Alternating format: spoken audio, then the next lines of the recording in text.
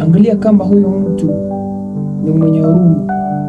Yaani angalia kama huyo mtu ni mwenye huruma. Angalia kama anaguswa anapoona kwamba mwingine ana shida. Huruma inaonyesha moyo mwema, na huyo ni mtu muhimu sana katika familia au katika jamii.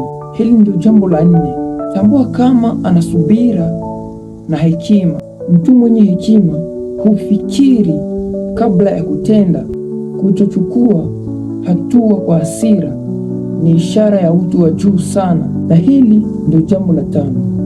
Tazama kama anapenda kusaidia bila kutaka sifa. Mtu anayefaa kwa wengine hufanya mema kwa moyo na wala si kwa kujionyesha. Na kama unamwona mtu anasaidia kimya kimya, basi jua huyo ni wa thamani sana. Na hili ndio jambo la 6. Angalia kama anapenda kusikiliza.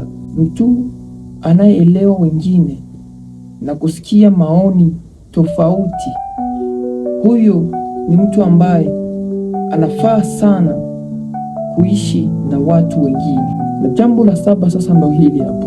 Tazama kama ana upendo wa kweli. Yaani tazama kama ana upendo wa kweli.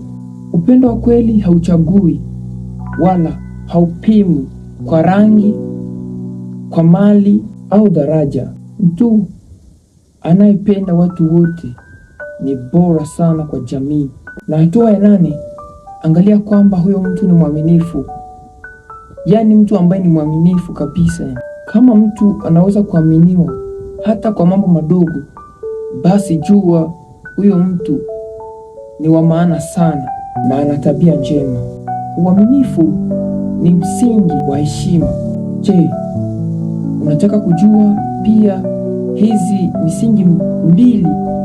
Ni misingi mbili ambayo imebaki, ambayo ulitaka kuwaonesha mara ya mwisho ya kuelewesha watu na kutambulisha mtu ambaye anafaa kuishi ndani ya wenzake au kuishi pamoja na wenzake.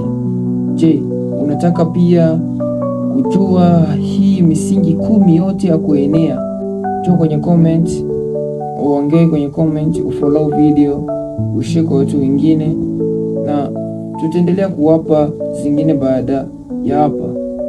Basi njoo kwenye video itakayofuata, nitawapatia maelezo yote na video zingine mbalimbali kwa mashauri mbalimbali kwa kila mtu na level yake. Nitapata kila jambo ambalo unalihitaji kuuliza. Asante sana, tunawapenda sana.